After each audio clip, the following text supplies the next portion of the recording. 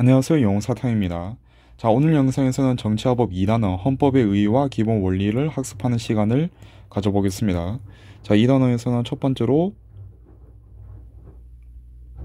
헌법의 의미와 의의 그리고 기능에 대해서 살펴보고요. 두 번째로 우리나라 헌법상 기본 원리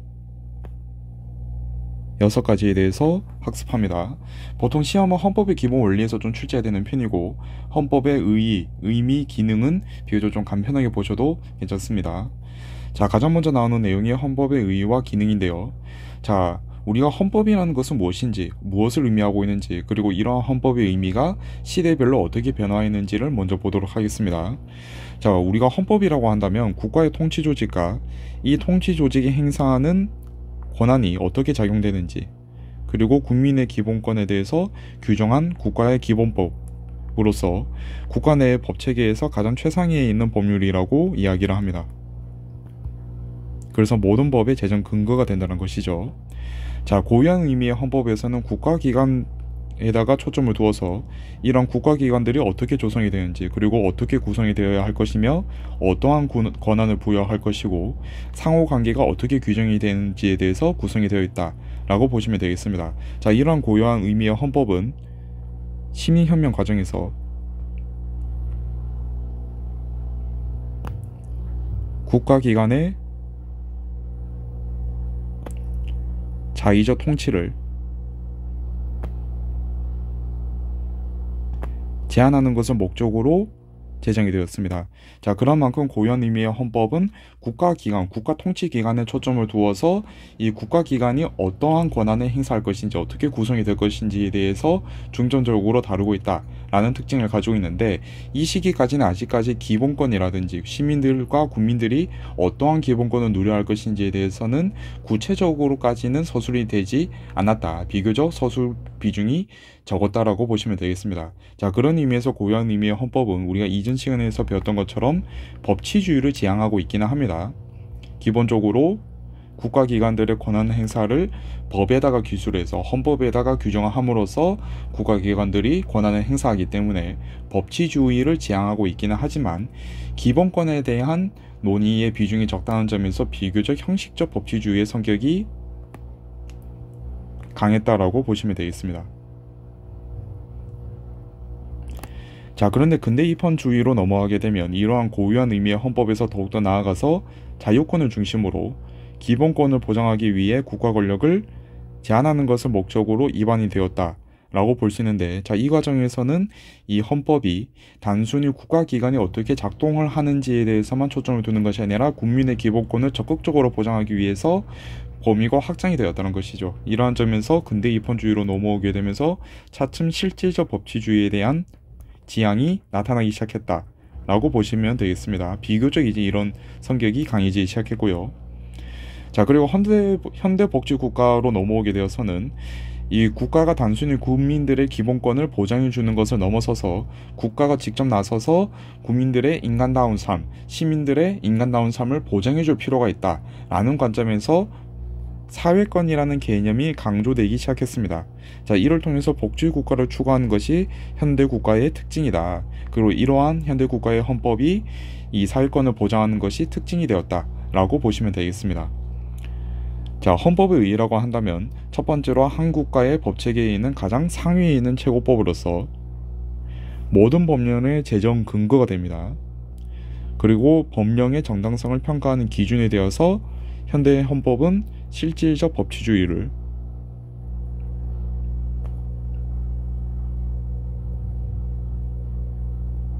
지향한다라는 특징을 가지고 있다는 것이죠. 자, 그리고 현대에 와서 민주주의는 이러한 입헌주의를 기반으로 운영이 되고 있다라고 우리가 얘기를 합니다. 자, 여기서 말하는 입헌주의라고 한다면 헌법을 통해서 국민의 자유와 권리를 명확하게 규정을 하고 이를 통해서 국가 권력에 의해서 부당하게 침해되지 않도록 국가 권력을 제한하는 것을 우리가 입헌주의다라고 이야기를 합니다.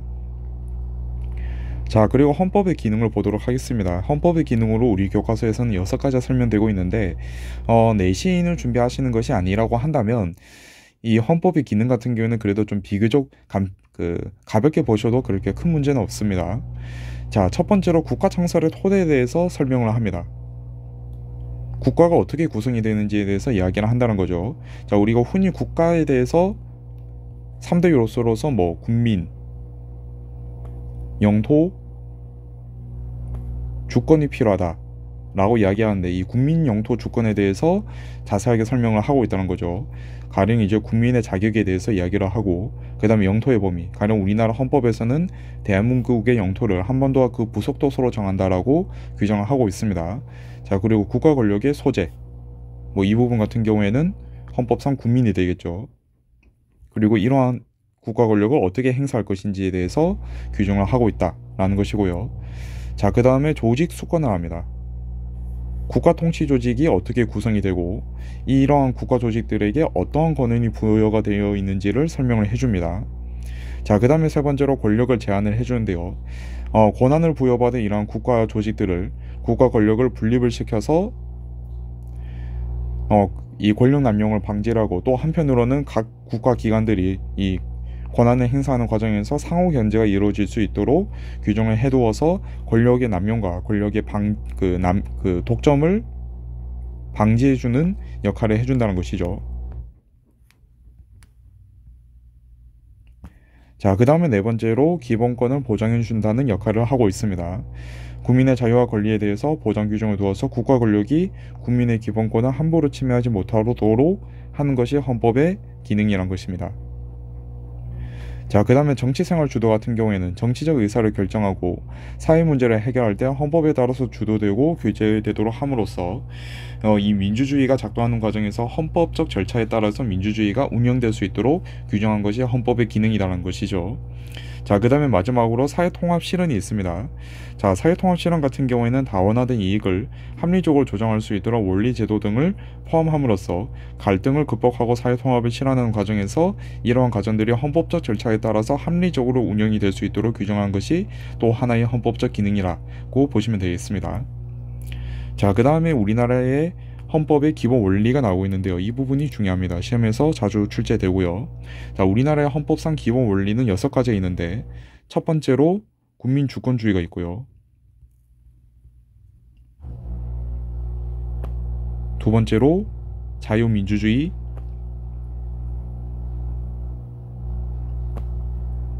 세 번째로 복지 국가주의, 네 번째로 국제 평화주의, 다섯 번째로 평화 통일 지향, 여섯 번째로 문화 국가의 원리가 있습니다.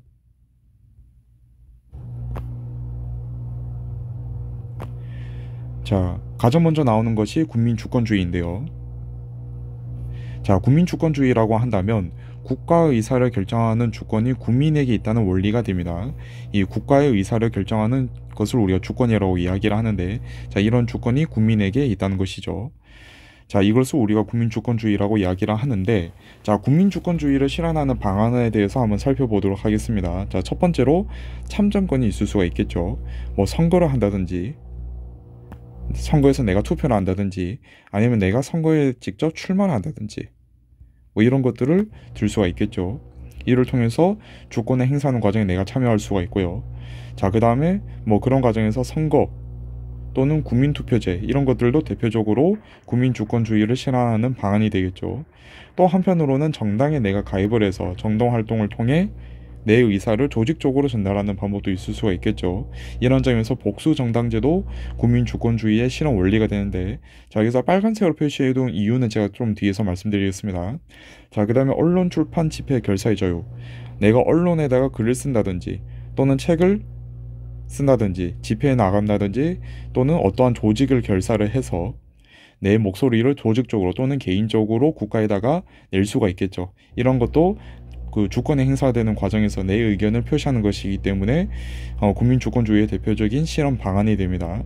그리고 재외국민들에게도 선거권을 주는 것도 국민주권주의의 실현 방안이 되고요.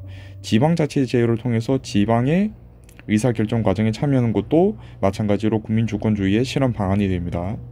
자, 관련 법조항을 보도록 하겠습니다. 자, 우리나라 헌법 제1조 1항에서 보시게 되면 대한민국은 민주공화국이다라고 나와 있습니다.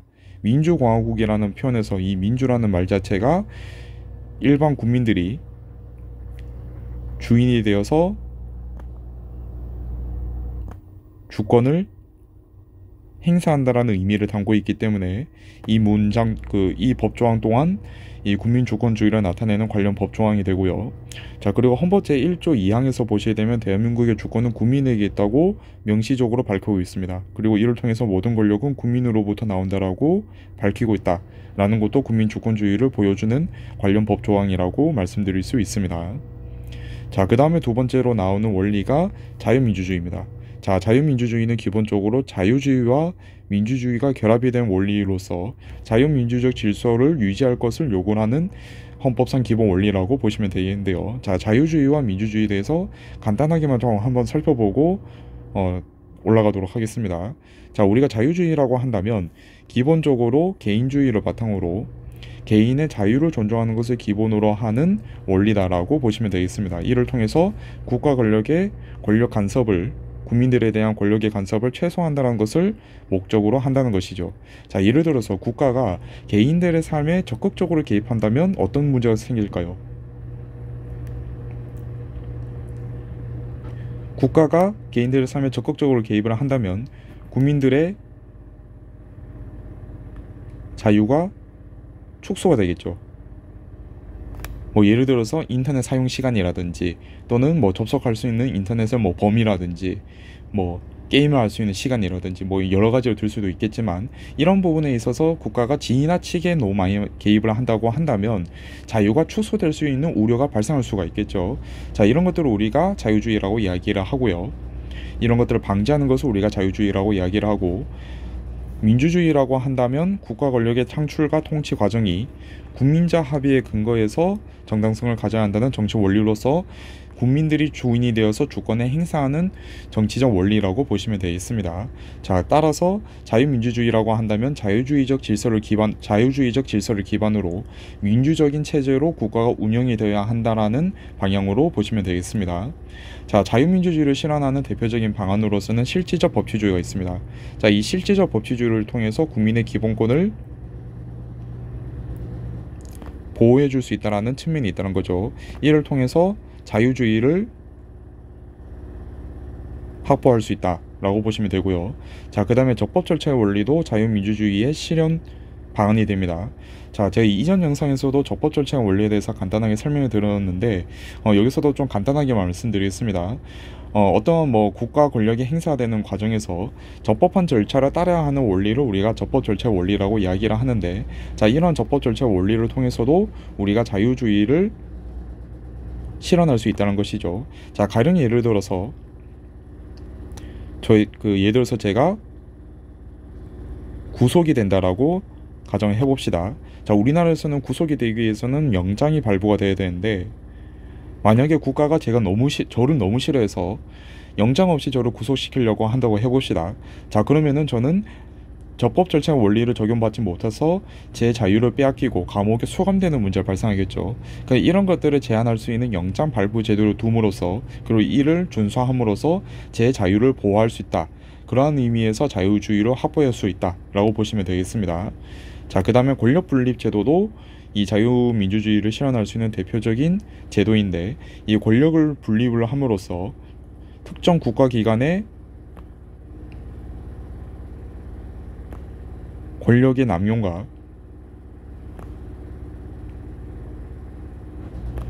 권력의 독점을 방지해 줄 수 있다는 것이죠. 이러한 점에서 민주주의의 원칙을 확보할 수 있다는 장점이 있습니다. 그런 의미에서 이 권력분립 제도도 실현 방안이 되고요. 자, 그 다음에 복수정당제 같은 경우에는 우리가 위해서 국민주권주의의 실현 방안으로 보기도 했지만 또 한편으로는 자유민주주의의 실현 방안이 되기도 합니다. 자, 내가 복수정당제를 갖춤으로 인해서 내 정치적 사상에 따라서 나에게 맞는 정당을 골라서 내 정치적 의사를 표현할 수도 있고, 또 한편으로는 다양한 정당이 있음으로 해서 내가 선거에서 내 정치적 의사를 자유롭게 표현할 수 있다는 거죠. 다양하게 표현할 수 있다라는 점에서 자유주의도 지켜줄 수 있고 민주주의도 지켜줄 수가 있습니다. 가령 예를 들어서 정당이 하나밖에 없는 일당 독재 체제가 있는 국가를 한번 생각해 봅시다. 자, 일당 독재 체제가 있는 국가에서는 내가 이 정당이 마음에 들지 않는다라고 하더라도 이 당의 의견을 따라야 한다는 문제가 발생하겠죠. 이렇게 되면 내 정치적 의사를 자유롭게 표현할 수 없다는 점에서 자유주의가 훼손이 되고, 특정한 정당에 의해서 국가 운영이 되기 때문에 민주주의도 훼손된다는 문제가 발생할 수가 있습니다. 복수정당제를 갖춤으로 인해서 자유주의와 민주주의를 동시에 갖춰줄 수가 있다라는 점이 있다는 거죠.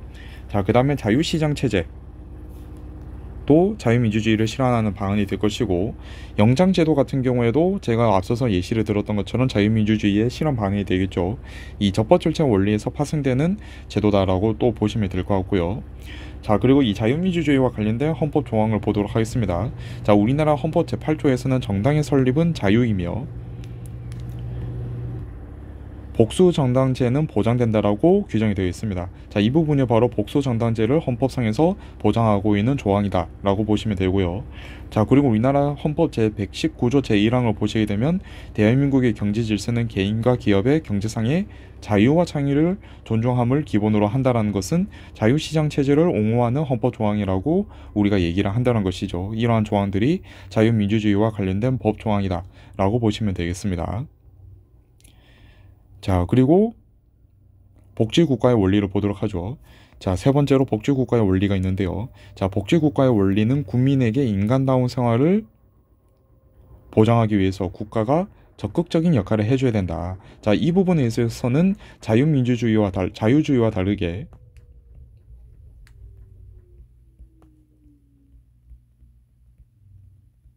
자유주의와 상반되게 국가가 적극적으로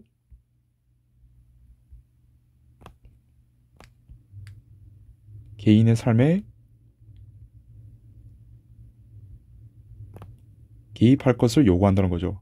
자, 우리가 앞서 봤던 자유민주주의에서의 자유주의는 국가가 지나치게 개인들의 삶에 간섭을 하지 말아야 한다는 것을 규정하고 있지만, 또 한편으로는 국가가 국민들의 인간다운 생활을 보장하기 위해서는 개인들의 삶에 적극적으로 개입할 필요도 있다라는 것을 우리나라에서는 복지국가의 원리로서 받아들이고 있다는 것이죠.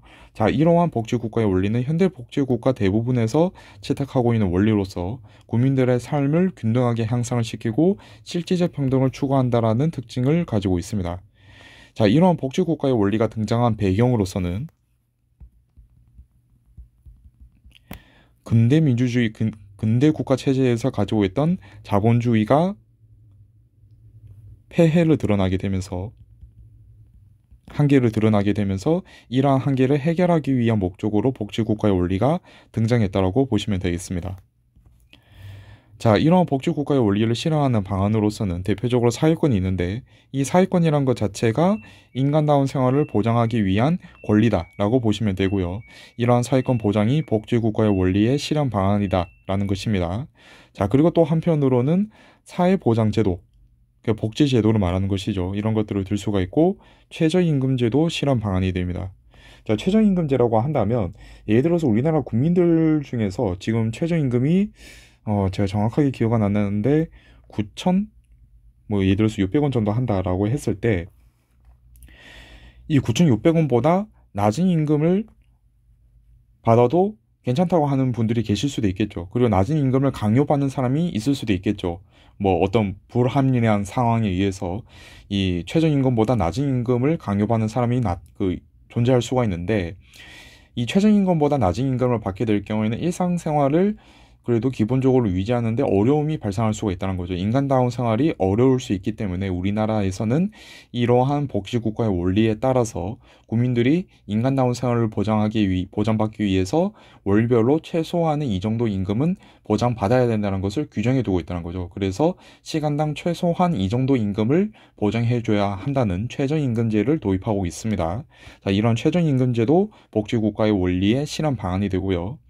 자, 그 다음에 여성이라든지 연소근로자 같은 경우에는 다른 근로자에 비해서는 약간 좀 약한 위치에 처해져 있다라는 특징을 가지고 있기 때문에 이에 대해서 특별히 보호하는 것도 복지국가의 원리에 해당이 됩니다. 자, 그리고 사회보장제도의 또 일환 중 하나인 국민기초생활보장법이라든지 요양보호법, 보험법, 그 다음에 영유아 보육법 이런 것들을 우리가 또 대표적으로 이 복지국가의 원리의 실현 방안이 될 수 있다라고 이야기를 하고 근로시간을 제한하는 것도 복지국가의 원리에 해당하는 실현 방안이 됩니다. 자, 그러니까 어떤 사람들은 당장에 먹고 살기 위해서 엄청나게 장시간 동안 일을 하고 뭐 그렇게 강요받을 수도 있겠죠. 자, 근데 너무 지나치게 그 근로시간을 강요받을 경우 뭐 예를 들어서 하루에 뭐 20시간 일하면서 일주일에 100시간 넘게 일하고 이런 것들은 우리가 불가능하겠죠. 근데 만약 이런 것들을 우리가 강요받게 된다고 한다면 우리의 인간다운 생활에 위협이 가해질 수 있기 때문에 근로시간을 제한하는 것 또한 마찬가지로 복지국가의 원리에 해당하는 실현 방안이다라고 보시면 되겠습니다. 자, 자, 관련된 법조항들을 보도록 하죠. 자, 우리나라 헌법 제34조에서는 모든 국민은 인간다운 생활을 할 권리를 가진다 라고 이야기를 하면서 사회권을 명시해 두고 있고요. 그리고 헌법 제34조 2항을 보시게 되면 이 모든 국민은 인간다운 생활을 할 권리를 가진다는 게 헌법 제34조 1항이 되고요.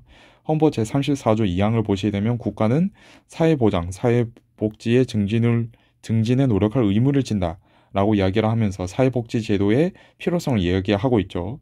자, 그 다음에 헌법 제34조 3항에서는 여자의 복지와 여성의 복지와 그 다음에 권익의 향상을 위해 노력해야 한다라고 규정을 하고 있고 4항에서는 노인과 청소년의 복지 향상을 위한 정책을 실시할 의무를 진다라고 명시를 해두고 있습니다. 이런 것들을 통해서 약자의 보호를 위해 노력하고 있다는 것이 우리 헌법에 규정되어 있다는 점에서 이러한 법조안들이 모두 다 이 복지국가의 원리로서 관련된 법조항이다라고 이야기를 한다는 것이죠.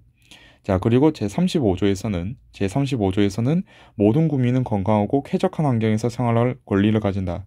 이 건강하고 쾌적한 환경에서 생활할 권리가 그래도 인간다운 생활을 할 권리와 같은 말이라고 볼 수가 있겠죠.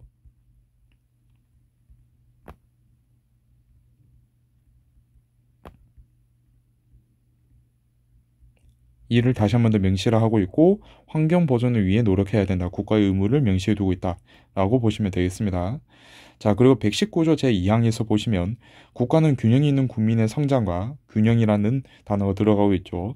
그리고 적정한 소득의 분배를 유지를 하고 경제주체 간의 조화를 통해서 경제의 민주화를 위하여 경제에 관한 규제와 조정을 할 수 있다라고 되어 있는데 규제를 해줄 수 있다는 거죠. 무엇을 위해서? 적정한 소득 분배라든지 경제의 민주화를 위해서 규제를 할 수 있다라고 이야기를 하고 있는데 자, 여기서 말하고 있는 경제의 민주화라는 것이 뭐 학자들마다 조금씩 이제 뭐 세부적으로 의미가 조금씩 다를 수는 있지만 일반적으로 우리가 경제 민주화라고 이야기를 한다면 경제적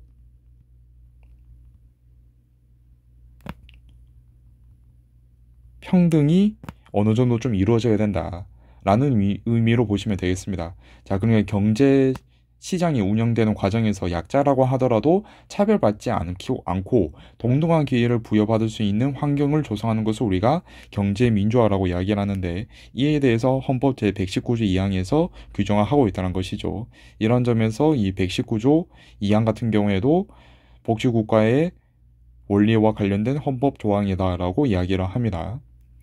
자, 그 다음에 네 번째로 국제평화주의가 있는데요.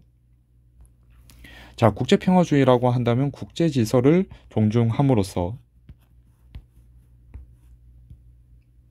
세계 평화와 인류 번영에 국가가 노력해야 된다는 것을 우리가 국제평화주의의 원리라고 이야기를 합니다. 자, 관련된 법조항으로서는 우리나라 헌법에서는 침략적 전쟁을 부인한다라는 특징을 가지고 있습니다. 다만 여기서 이제 좀 확인해 두시면 좋은 게 모든 전쟁을 부인하는 것은 아닙니다. 이러면 좀 큰일 나겠죠. 예를 들어서 다른 나라가 우리나라를 침략했는데 우리나라는 모든 전쟁을 참전을 부인한다고 하면서 다른 나라가 침입하는데 이걸 안 막으면 안 되겠죠. 자, 그런데 우리나라는 침략적 전쟁, 그러니까 다른 나라의 영토를 빼앗는 것을 목적으로 하는 침략적 전쟁은 부인한다는 특징을 가지고 있습니다. 자, 그 다음에 국제 평화 유지 활동에 참여하는 것, 뭐 유엔에 가입을 해서 뭐 활동을 한다든지 이런 것들을 둘 수가 있고요. 자, 그 다음에 국제법을 존중하는 것, 그리고 외국인의 법적 지위를 보장하는 것도 국제평화주의에 포함이 됩니다. 자, 그리고 상호주의라는 것도 국제평화주의에 해당이 되는데 상호주의에 대해서 간단하게 좀 한번 살펴보겠습니다. 자, 우리가 상호주의라고 한다면 국가 간 관계에 있어서 상대국의 결정이라든지 행동에 동등한 가치로 인정하는 것을 우리가 상호주의라고 이야기합니다. 그러니까 예를 들어서 우리나라가 다른 나라에게 무언가를 요구를 할 경우에는 다른 나라도 마찬가지로 우리나라에게 무언가를 요구할 줄 수가 있다는 거죠. 이에 대해서 동등한 가치로 바라보아 주어야 한다. 또 한편으로는 우리나라가 있을 때 A 국가가 있고 B 국가가 있다고 한번 해봅시다. 자, 우리나라가 A 국가와 어떤 뭐 거래나 또는 교류를 하면서 어떠한 행위를 했다라고 했을 때, 자, 여기서 A 국가가 엄청나게 부자 국가고 선진국이고 B 국가 같은 경우는 약간 좀 저개발 국가라고 해봅시다. 그렇다라고 하더라도 우리가 B 국가에 대해서도 그래도 동등한 대우를 해줄 필요가 있다는 것이죠. 이런 것들을 우리가 상호주의라고 이야기를 하고, 이 외국인의 법적 지위 보장 같은 경우에도 상호주의에 포함이 되는 내용입니다. 이 상호주의로부터 도출이 된 내용인데 우리나라 국민들이 외국에 가서도 기본적인 인권을 보장받아야 하는 것처럼 우리나라에 들어온 외국인에 대해서도 기본적인 지위를 보장해줘야 된다는 것이 이 상호주의로부터 도출이 된 내용이다라고 보시면 되겠습니다. 자, 이 국제평화주의와 관련된 대표적인 헌법 조항으로서 대한민국은 국제평화 유지에 노력을 하고 침략적 전쟁을 부인한다라는 내용이 나오고 있죠. 자, 그 다음에 제6조 제2항에서는 외국인은 국제법과 조약이 정하는 바에 의해서 그 지위가 보장이 된다 라는 내용이 또 나오고 있죠. 이런 것들이 국제평화주의의 대표적인 관련 법조항이라고 보시면 되겠습니다. 자, 그 다음에 5번째로 평화통일지향이 있는데요. 자, 이 평화통일지향 같은 경우에는 우리나라가 분단국가이기 때문에 좀 특수적으로 존재하는 원리입니다. 우리나라의 통일을 평화적인 방법으로 추구를 하고 평화적인 방법을 통해서 통일을 해야 된다는 것을 규정을 해두고 있는데 우리나라가 분단이 된 상태이기 때문에 존재하는 비교적 좀 특수한 헌법 원리라고 보시면 되겠습니다. 우리나라가 분단 국가이기 때문이죠. 자, 이 평화 통일을 지향하는 것과 관련되어서 대표적인 실험 방안으로서는 평화 통일 정책을 수립하는 걸 들 수가 있겠죠. 자, 그리고 우리나라 헌법에서는 이 평화통일과 관련되어서 민주평화통일자문회의라는 걸 설치할 수가 있습니다. 이런 것들도 평화통일 지향의 원리와 관련된 실험 방안이라고 볼 수가 있고 남북교류를 추진하는 것도 평화통일 지향의 대표적인 실험 방안이 될 수 있겠죠. 자, 그 다음에 관련 법조항을 보시게 되면 대한민국은 통일을 지향을 하는데 이 과정에서 자유민주적 기본질서에 입각을 해서 평화적인 통일 정책을 수립해야 된다라고 규정을 하고 있습니다. 자, 그리고 제66조 3항에서는 대통령은 조국의 평화적 통일을 위해 성실한 의무를 진다라고 또 규정을 해두고 있죠. 자, 이런 것들을 우리가 평화통일 지향 원리에 관련된 법조항이라고 이야기할 수 있습니다. 자, 그리고 이제 마지막으로 문화국가의 원리를 살펴보도록 하겠습니다. 자, 문화국가의 원리라고 한다면 우리나라는 문화의 자율성을 인정하면서 국민 개개인들의 문화적 자율성을 인정을 하면서 또 한편으로는 국가가 나서서 문화를 보호하고 발전시켜야 한다는 원리를 말합니다. 자, 대표적인 실험 방안으로서는 전통 문화를 진흥하는 것, 국가의 문화를 보호하는 것이 여기와 관련이 있겠죠. 자, 그 다음에 종교, 학술, 예술 활동의 자유보장 같은 경우에는 문화의 자율성이 해당이 되겠죠. 내가 어떠한 종교를 믿든지 또는 어떠한 학문을 공부한다든지 어떠한 예술 활동을 한다든지 이런 것들에 있어서 자유가 보장이 되어야 한다는 것이죠. 물론 이런 것들이 일부분 제한될 수 있긴 하지만 기본적으로 보장이 되어야 한다는 것입니다. 자, 그 다음에 평생교육의 진흥과 의무교육 제도도 문화국가의 원리에 들어가게 되는데요.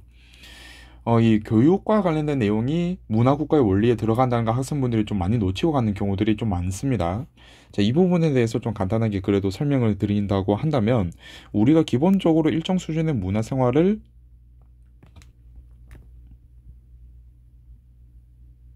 하기 위해서는 기본적인 교육 수준이 갖추어져야 한다는 것이죠. 필요하다는 것인데 기본적인 교육 수준이 필요하다는 것이죠. 가령 예를 들어서 우리가 뭐 책을 읽는다 하더라도 글자를 알아야 하는 것처럼 그리고 뭐 예를 들어서 기생충 영화 예시를 한번 떠올려 보죠.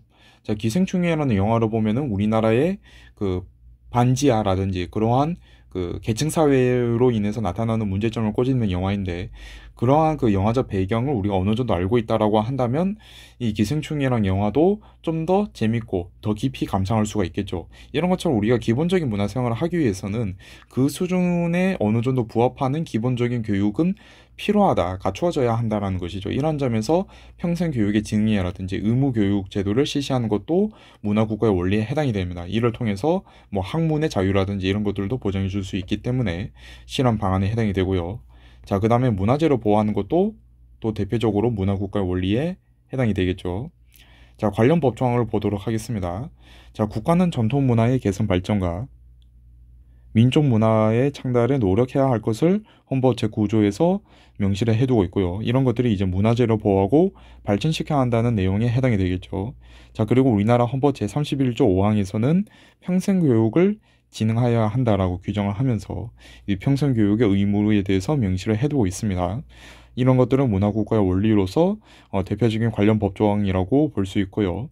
자, 여기까지 하면 우리나라의 헌법상 기본 원리까지 모두 살펴보았고 또 다음 시간에서는 우리나라 헌법상 명시되어 있는 기본권에 대해서 설명하는 영상으로 다시 한 번 더 인사드리도록 하겠습니다. 이상 영웅사탕이었습니다. 감사합니다.